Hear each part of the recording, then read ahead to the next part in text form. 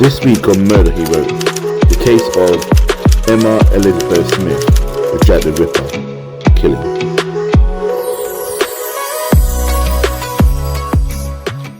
Welcome back to my channel. It's always great to be in front of this camera talking to you about cases which have been solved or unsolved. Each week I'm going to delve into unsolved cases and cases that have been solved in order to bring to you up to date and important information which you may or may not know.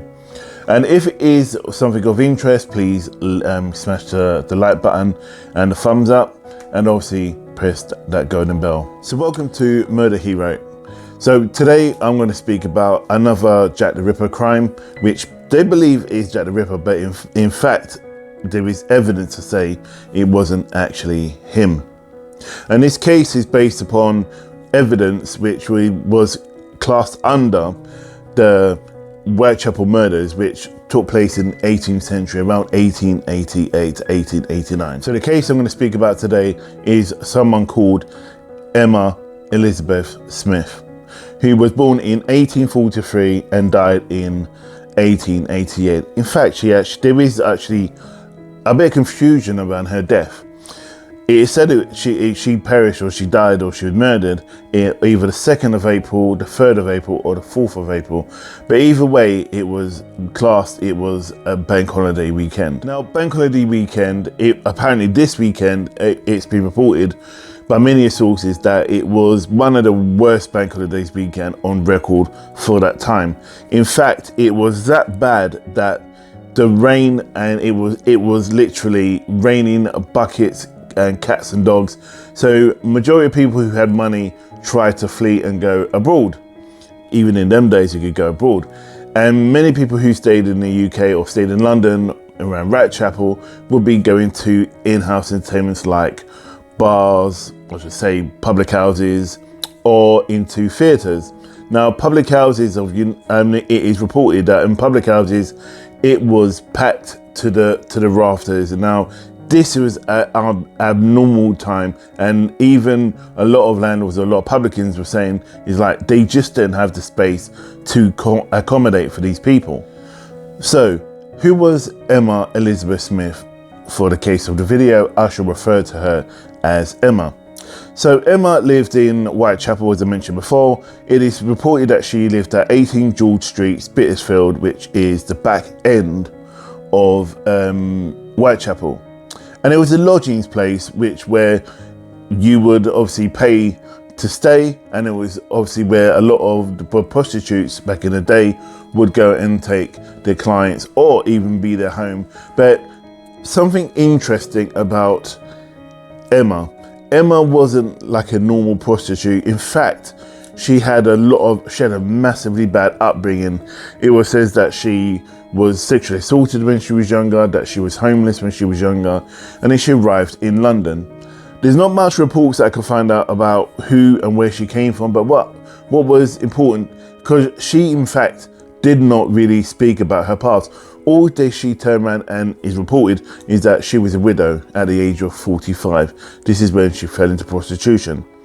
Now, a lady who was the actual owner of the lodge, called Mary Russell, said that Emma could drink, and she could drink and drink and drink.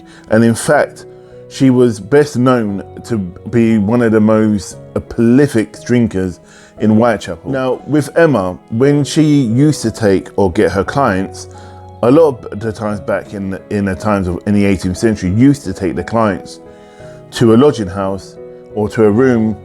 In worst case scenario, they would take them down a dark alley. Not Emma. Emma was known to take someone into somebody's garden, in the middle of a town square, or even take him down, obviously down a back alley. Obviously, she just did not have any shame in where she was conducting her services. Now you have to think about, well, what about these guys? They obviously clearly didn't really care where they were getting their actual action from, considering it was out in the middle of Whitechapel. And again, in Whitechapel, remember, it was heavily populated, and many times per household, say if there was 2 bedrooms, you at least get about 20 to 30 people living in them households.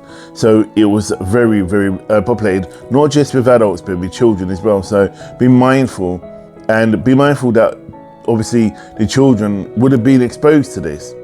And again, as I mentioned, that Emma had a drink problem. Now, in them days, in order to avoid the kind of stresses of the actual life they were living, it was poverty. It was absolute poverty. It was dirty. It was disgusting. People were dying from many diseases because the hygiene was just not right. And again, remember, in them days, we did have the train lines and we did have sewers, but it's still, remember, these people had 20 people per household. So we're talking about 2 rooms, probably 10 people per room.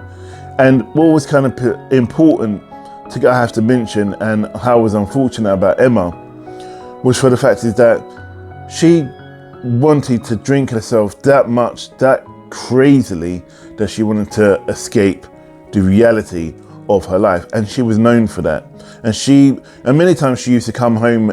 Mary Russell used to say, who was a lodging owner of the lodgings, she used to say Emma used to come home, and she used to have black eyes, which obviously some men would take advantage of her and beat her up or even bruise her.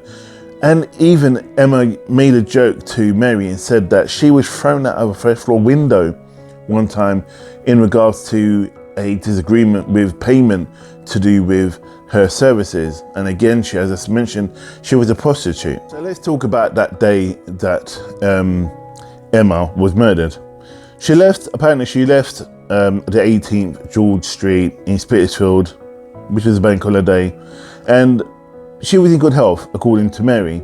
So as she left and she went about her business, it was reported that Emma was, leaving her lodging house, going out to get business in order to get some food and obviously in order to live, because that's the way she could obviously earn her money. Now, there's been reports that she's been seen at various pubs or public houses across Whitechapel. This, again, she was known to be seen it. And again, as I mentioned before, that she was a prolific drinker.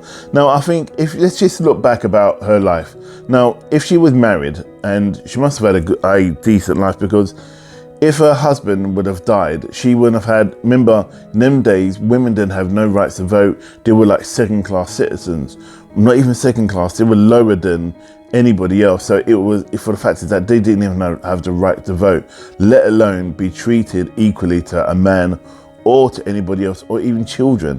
So can you imagine what these women were doing? And when they went to go and sell their bodies to these men treated them like they were a bit of crap. They used to batter them. They used to take advantage of them and probably forced to do stuff which today we will class as rape, basically, because clearly it probably wouldn't be consensual. So these ladies had no other way to really survive or live. And remember, there was no benefit system then. And there was no NHS system then. So it was rife. If you got sick, you would die. If you didn't eat, you would die. So they had no choice but to live this type of life. So let's just talk about the night that, again, what I mentioned, when she was murdered. It was said about midnight on a 3rd of April, 1888. Mary Hayes was a fellow lodger at 18 George Street. She said that she saw Mary talking to a man who was dressed in dark clothing, and he was sporting a nifty handkerchief. Now, Margaret Hayes said that she left just after she was assaulted by 2 men who actually asked her the time. And as she was telling her the time, one of the men punched her in the face. Obviously, that's what they used to do in them days. And then they fled away from the scene of the crime. So again, it was a rough night, as Margaret said, and she was walking back. She decided to return home, and because it was one of them tough nights, and after being assaulted, she obviously was feeling a bit battered and bruised. So she said as she was walking back, Margaret noticed as she returned past Farriot Street, she noticed to see Emma talking to a man. They were talking together, just having a normal run-of-the-mill conversation. She thought nothing of it. She said she later testified that certain men, one of the men one of the men she was talking to was one of the 2 that actually assaulted her and punched her in the face when they asked her the time.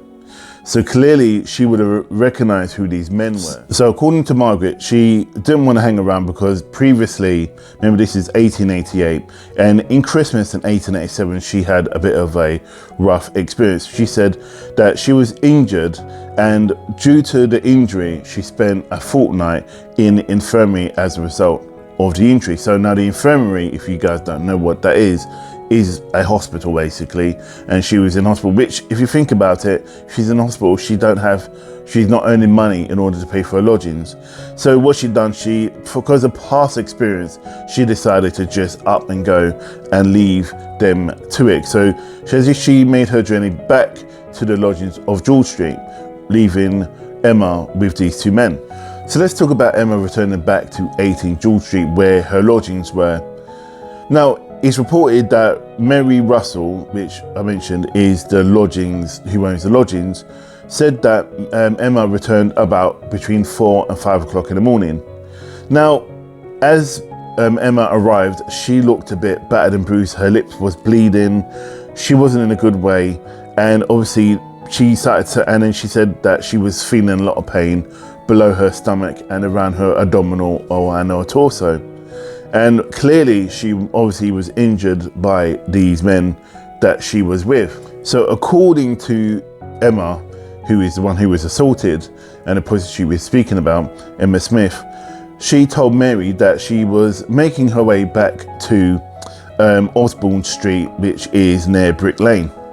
And then she said that she was shockingly mutilated by some men, which I assumed, or to say mutilated, is actually attacked, battered and abused and even probably cut for the fact that she was a woman. Now, in some sources say that the reason she was attacked is because they knew she was a prostitute and she would have had money on her. Now, again, two men, if they were in gangs and they knew that these women were going out having sex in order to make money because they're prostitutes, she said, Emma said that she could not really identify who her attackers were because, again, she must have been jumped and attacked and it all happened really quickly. And remember from my last video, back in the 18th century, you probably could just see by the end of your hand because there was lots of smoke, so it was the industrial age. The lighting was pretty crap. So basically, she said all Emma could say is that the youngest person or the youngest attacker was about 19. So now let's just talk about Emma going to hospital. Obviously she was in a tremendous amount of pain. She was battered and bruised and mutilated by, I assume, 2 to 3 men, but clearly according to other people like Margaret, she said there was 2 people that probably would have attacked her. So Mary said to Emma, I think, look, you're in a bit of bad way, your injuries are pretty bad, and she was really concerned that she was in discomfort and in a lot of pain, so she must have been bleeding internally. But Mary, being as tough as she is, she said no, but they tried to persuade her to go to the London Hospital, which was just on High Street of Whitechapel. But however, Emma was reluctant, but Mary managed to persuade her to go, and Emma finally gave in and was accompanied from the lodgings by Mary Hayes and Annie Lee to set off for 14 or 15 minutes to the nearby London Hospital on Whitechapel Road. So now, as they were making their way to the London Hospital in order for Emma to be looked after. Now remember, she's been taken there by Margaret and by Annie. We were 2 of the lodgers dead because they don't want her to go on her own, especially after she's been attacked. Where were the people that actually attacked her? So according to reports, the 3 of them were walking, and it was Emma who pointed out as she walked past Osborne Street. Remember, this is where Emma was going to. She pointed out near a spot near Tyler's factory, cocoa factory, was the location where this outrageous attack took place. So now they had a location where she was attacked, but obviously the people or the assailants obviously fled. So she arrives at the hospital and then she's seen by a doctor. Now, as she arrives at the hospital, Emma was seen by a Dr. George Haslip, who was a house surgeon. So it's kind of like if we have an A&E And then you have the surgeon or the doctor who is on call for that day. That's what they used to do. So they were called house surgeons at that time. So anyone comes in, whether they're going to have the operation, they would have to have the operation there and then, or whether they're just going to be sit down for recovery, it'll be down to that actual doctor to identify what kind of damage or what kind of pain these people were in, or especially when we're looking at Emma. So let me go back to the story. So Emma is being seen by Dr. Haslip, who's a house surgeon. Now, she was terrified, obviously, because in them days, the science of medical advancement wasn't very good. So basically, though she had a bit to drink, she was telling the doctor, though she had a bit to drink, she wasn't intoxicated that much that she didn't know where she was. So obviously, as I said, that she was a prolific drinker and she could drink. However, I believe, according to what I've read, that she wasn't that drunk in order not to know what was going on with her. So this is her lines exactly. She said she knew what she was about. So basically, she knew that where she was and what was going on. So she couldn't, when you go out and you have a bit to drink, there was drinking, you get socially drinking, and then you get tipsy. So you get a bit more hype and you get a bit more louder, and then you get binge drinking when you're drunk at your head and you're falling all over the place, which you see a lot of things in London and obviously these towns and these cities. You get a lot of people that do it, they go binge drinking.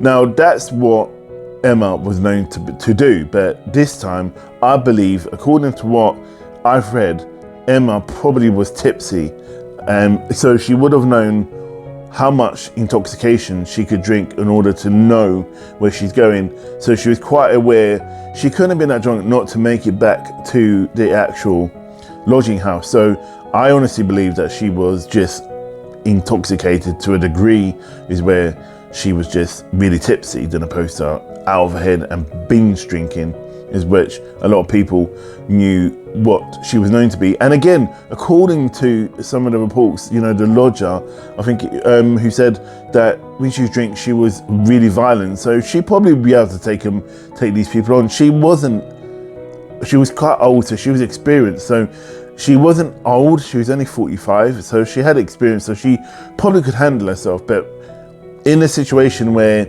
you're intoxicated and you're drunk, you're going to go like, I don't care, I'm going to go and take these people on. I probably would have been murdered.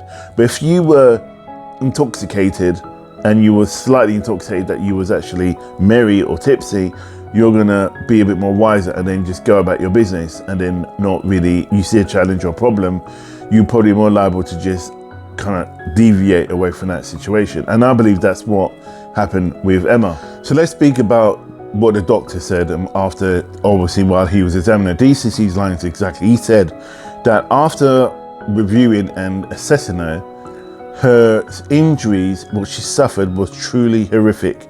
I would like to read exactly what they kind of said what was wrong with her, with Emma. So first of all, it said a portion of her right ear was missing, a portion of her right ear was torn, and her femur and the internal organs were ruptured, which must have been led by the injuries which caused by a blunt instrument shoved into her, as it must have been, instead of hitting her, must have shoved it in. Is like a knife you would do with a knife. So she must have been doing that over and over again, forcing her with great force into her torso, which caused her a lot of agony and a lot of pain. So obviously the doctor was concerned and said, like, how on God's green earth did you succumb to such horrific injuries? It's not something you walk down the street and then you bump into something and then that's how you know these injuries happen. So he was concerned. She basically said that what happened was that she was walking down Whitechapel Street, and she was passing Whitechapel Church. And as she was walking down past the Whitechapel Church, she noticed two men approaching her, so she crossed over the road, which she do, because obviously she felt a bit worried, and she's quite savvy about what's going on and what these people were about, because they must have gave her some kind of eye contact. So as she crossed over the road, she says she proceeded down Osborne Street, which obviously that's where she was heading towards. This is where the assault and the robbery took place, and they took her money and then committed this outrageous attack. So clearly she was a bit shaken up. So what she told the doctor was that it was one or two men, and she said all she can remember is one of them must have been about 19. Dr. Hassett started even more so to question her, finding out why would they just attack her. Was it that she was doing solicitation, basically? Was she trying to have sex with them? Was it to do with prostitution? But she quite vigorously said no, it wasn't that. She said that she was aware of the pain in her stomach, but it felt like a knife, but she said she didn't realize it was actually a blunt instrument that was causing her all this pain.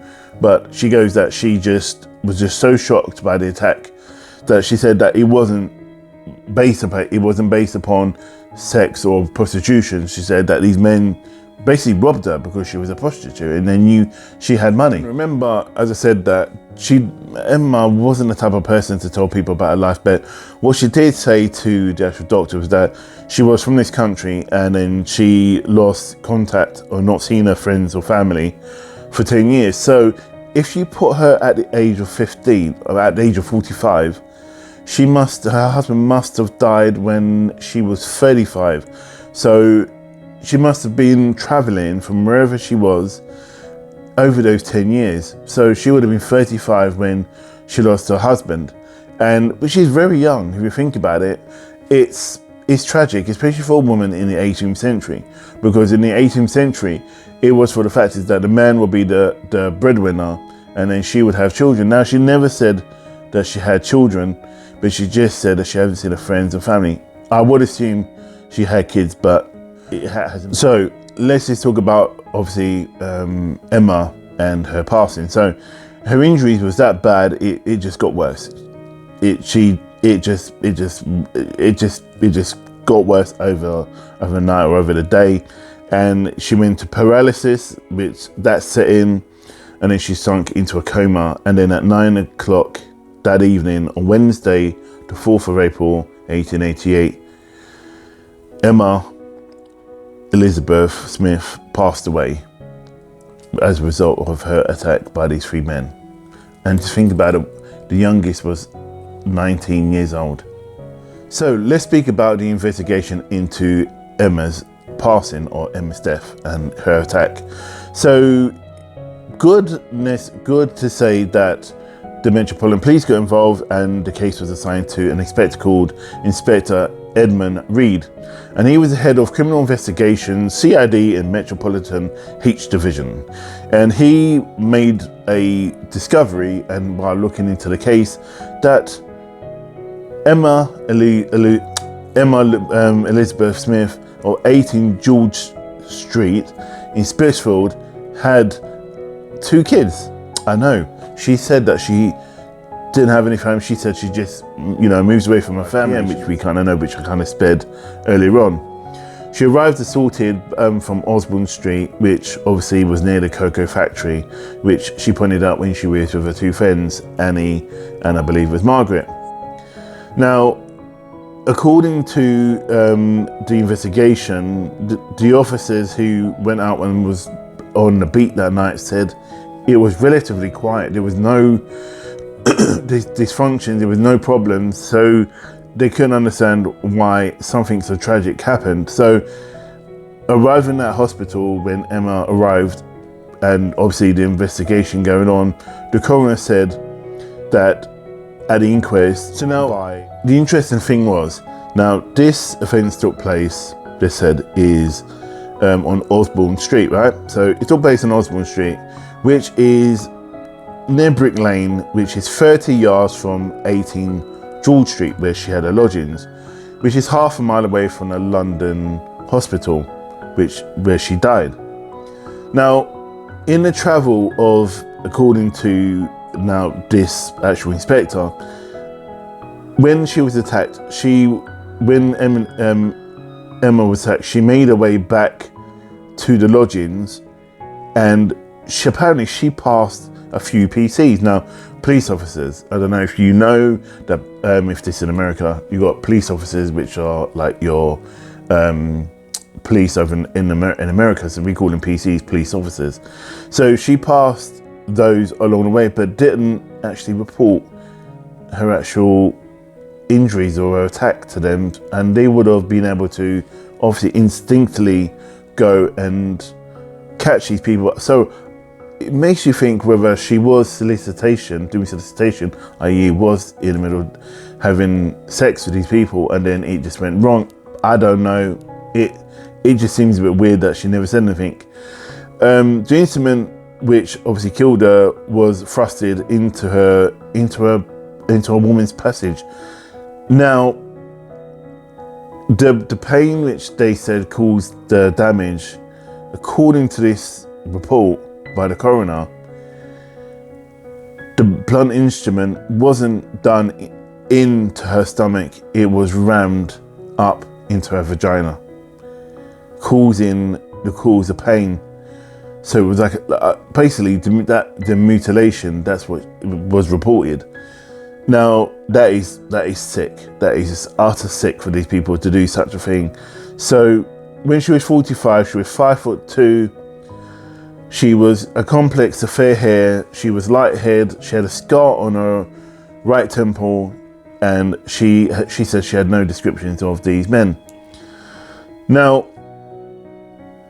they must have obviously tried to not just take her money to try to obviously rape her, but then use this blunt instrument to cause that damage on her internal organs, which, if it's shoved up there into her vagina, would have caused irreparable pain. And I know some of you women who are probably watching this are going, oh my gosh, that is just sick. That is just utter sick. And I hear you. So in that sense, is like, that's probably why she never spoke to a policeman, because she knew where the pain or where these people were shoving the actual blunt instrument. So she didn't want to look as in she was in prostitution. But obviously they clearly knew she was a prostitute, hence why they wanted to take her money. So now, because of the mutilation that took place on this blunt instrument, no knife took place. No knife was used. No removing of organs were used, but it was sexually motivated. Okay, so this is why it took place in Whitechapel, not long before the Whitechapel murders of Jack the Ripper took place. So they automatically blamed Jack the Ripper for this because they believe she was the first victim. So they believed that he used a blunt instrument on her, and it wasn't, maybe he was a part of these three people that were there. Maybe there was a gang that was going around causing all these rapes and killings, and that's probably why he wasn't caught. But she probably was a victim, and probably a surviving victim, to give evidence to say exactly what took place. Now remember, they used a blunt instrument. Now that is almost like a spit on women. So, and again, everyone's saying that Jack the Ripper was using, he was targeting these prostitutes because he hated not just women, but he didn't like prostitutes. So that's why they're linking these two murders together, and they were trying to eradicate that it was these other men. But however, modern authors believe that it wasn't him, it was done by a group of people, as what is reported. So before I go any further, let me go back to these two kids I mentioned earlier. Remember when Emma was talking to people, say her present life before she was killed, no one knew about her past. But as they were digging and they looked into her past, they found these two children. Not only that, they found out that she actually left her husband, who was still alive, 10 years previous. So she was 35 and then left her husband. Don't know why, but she just left, and then no one really knew about it. So, but the important thing was she must have come from a well-to-do family, because it's reported, and it says in my notes and what I come across, that she had a cultured voice, so she spoke very well. She never sounded like other people in the East End. She spoke very well, so therefore she must, when you speak in a cultured voice back in them days, you were well spoken. let's look at the Queen, how the Queen must speak. That's how Emma must have sounded. So she would have stood out like a sore thumb. And I'm just thinking maybe she tried to de-posh her voice in order to fit in. But maybe she didn't. Maybe she just went about her life talking the way she did in order to get booze, to get all these people to thought that these people were going with somebody who was well-to-do, you know. So I don't know, these are just theories I'm just thinking of, which I really find it quite interesting when you look at it, why Emma would have left her family and her husband and then go and be a prostitute. I don't know, it doesn't say whether she was abused or whether she was treated bad. She just said that she up and went. Maybe she had mental health, I don't know, but she just went off and moved to the East End and then lived that life. So what happened to the actual, did they find any kind of witnesses? Was there any leads? Was anyone investigated? Was anyone put up on charges? And why did it end up being that they believed it was Jack the Ripper? So basically, hundreds and hundreds of people were interviewed, interrogated around Whitechapel and the surrounding areas, and even the H Division, who are not far from the Tower of London, because Whitechapel is not far from the Tower of London, was interrogated. But the problem is that Emma did not give a description of the perpetrators, so they had nothing to go on. So after all the hard work and reviewing and trying to see if they can catch the killer, they couldn't, because no one was really talking. There was no witnesses. I mean, even if Emma would have told a policeman and told a policeman, and the policeman would have got a description of these people. Now, remember, in them days, they never had cameras. They never had mobile phones. They never had security cameras. So the police, if they would have caught you in the act, then they would have known you've done it or you're leaving the scene of the crime. Then they would have caught them that way. But they just didn't have that information. And I think because the way she was dressed, she was raggedy dressed, she was not well kept, but she spoke well. She probably felt that she didn't want to be humiliated, but because she did not want to talk about it, obviously she went into hospital and went back after going to lodgings. They brought her back to hospital, and then they realised they'd done everything they could, and she later passed away. So that is the case of Emma Louise Smith, and one of the first of the Jack the Ripper killings or victims they believe was done by Jack the Ripper. So tell me what your thoughts are. Do you think it was done by him? I don't know. You know, the jury's out. I mean, according to the only witness, which was Emma, you know, that's what we can go with. Was she lying? Was she telling the truth?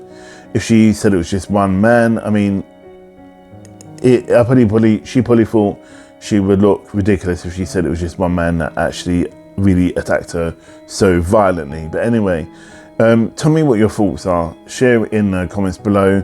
And if you like this kind of content, I'm doing all Jack the Ripper's victims and how they were killed, and obviously I'm going to delve into them a bit more deeper, like I did with Emma.